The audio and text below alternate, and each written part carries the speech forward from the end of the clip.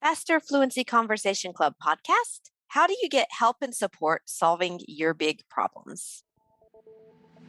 Welcome to the Faster Fluency Conversation Club podcast by Business English with Christina. The Faster Fluency Conversation Club takes place on Zoom and is a way for you to improve your fluency and confidence in English by talking about real-world topics. We meet for 1 hour every Monday, Tuesday, Wednesday, Thursday, and Friday, and we would love you to join us. If you want to practice your English, become more confident, and meet people just like you from all around the world, and have guidance from my expert teachers and me, just click the link in the show notes. Our podcast listeners receive a 50% discount on the first month of membership with the discount code FFCC50.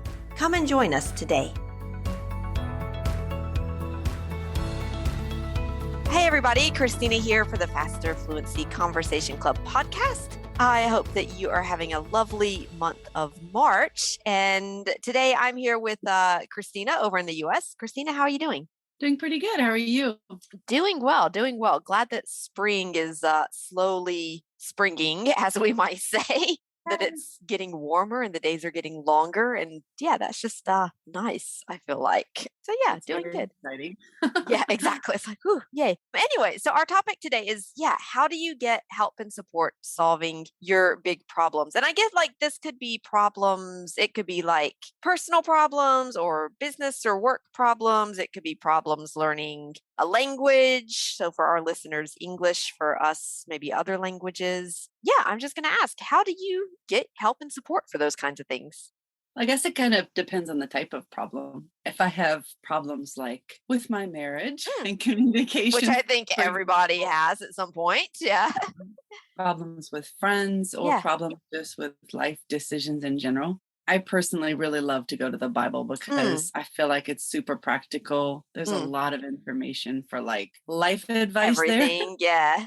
So I tend to go there. Now, Yeah. if I have another problem, like a professional problem Mm, or maybe a language learning problem, I'll go to people that I know about the subject really well. mm, Like for example, when I was learning Spanish, mm. I would go to people who were native speakers of that language Right. so that when I'm learning it correctly with no accent. Right. Yeah, sure. And then I usually choose people that did not speak English so that I Right. was forced to speak Spanish. So that was a big help for me.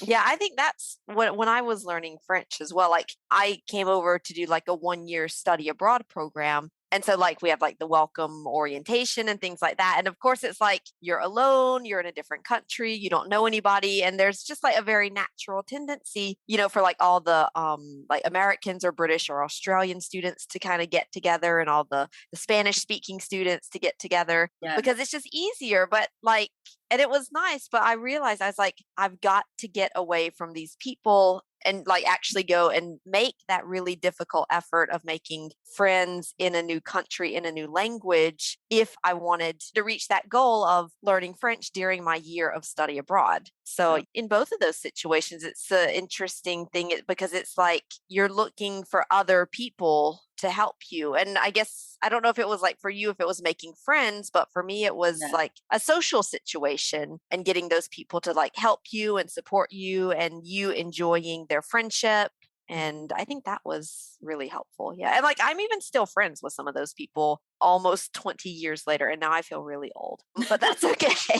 I was like calculating, I was like, it was almost 20 years ago. Okay. But I'm still like really close friends with some of those people from that time. So yeah. We moved to Nicaragua in 2006, Mm, and that was when I started learning and speaking Spanish. So it's been quite some time for me as well. And I'm definitely still friends with a lot of mm, folks. But it's funny because in the United States here, it's very common to meet a person mm. who has been here 20 or 30 years and they Yeah. don't speak any English. Yeah. And the reason is because they do the same thing you mentioned. They just surround themselves because Mm. it's comfortable. Because it's Um, easier and it feels, yeah, it's yeah. comfortable. Yeah. They surround themselves with only Spanish speakers, which it's great for camaraderie, for Mm. friendship, but definitely doesn't help them learn English. With the yeah, exactly. And that's why whenever people say like, oh, I just need to go and move to the country to learn a language, I'm like, that is one option. It can be really great, but it's not a guarantee, and it's not the only way to solve that problem of becoming fluent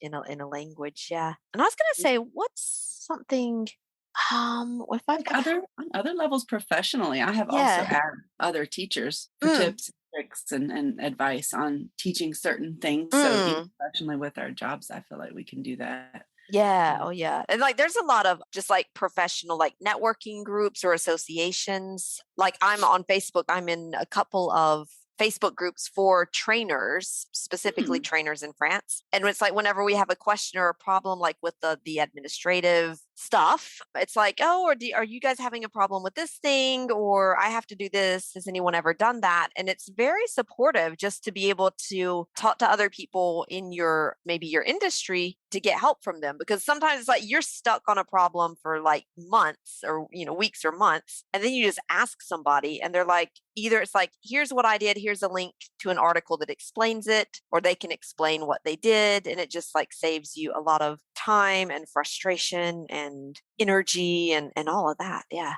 yeah, yeah. I think it just depends. You look at somebody and say if they have good results, they reach those goals. They have really good results. Well, then Yeah. okay, that's the person I want to learn I want from. to talk to that person and find out, Right. how did you do it? And I haven't confirmed this yet. I have to look, but I might be going to a conference in May, which is the conference for the International Association of Teachers of English as a Foreign Language. And before COVID, like I went every year. It was like the big conference of the year. And it's just like just from talking to other people who are kind of doing more or less the same thing that you're doing, you can get a lot of ideas for solutions or just different ways of thinking about things. And I just feel like it's something that it's like we know that those kinds of things are important, but it's almost like when do I find the time? But I think it's just like one of those things you have to try to make the time for at least a little bit. Yeah. Just depends on what your priorities are, really. Exactly. Yeah, that's it. Yeah. Okay. Priority, you make the time. What's that? If it's a priority, you'll make the time for sure. Yeah, exactly. If it's a priority, you will make the time for it. Kind of like eating and sleeping. You have to do it. You make the time to do it. Or exercise. I Or need to make time. exercise. You can make the time to do that. Exactly. Or just go out and walk around the block and just get the habit started, and then you can build on it. But Mhm. yeah. Okie dokie. All right. Well, thanks a lot, Christina, and we'll talk to you soon.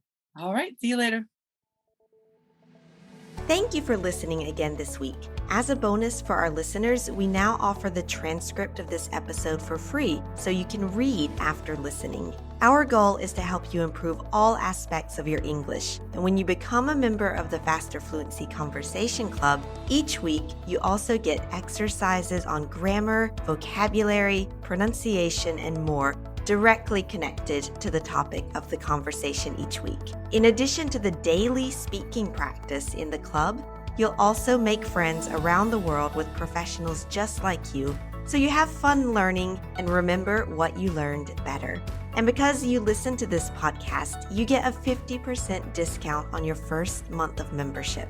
Just use the code FFCC50. And if you'd like to join the club, the link for more details is in the show notes for this podcast. We hope to see you in the club.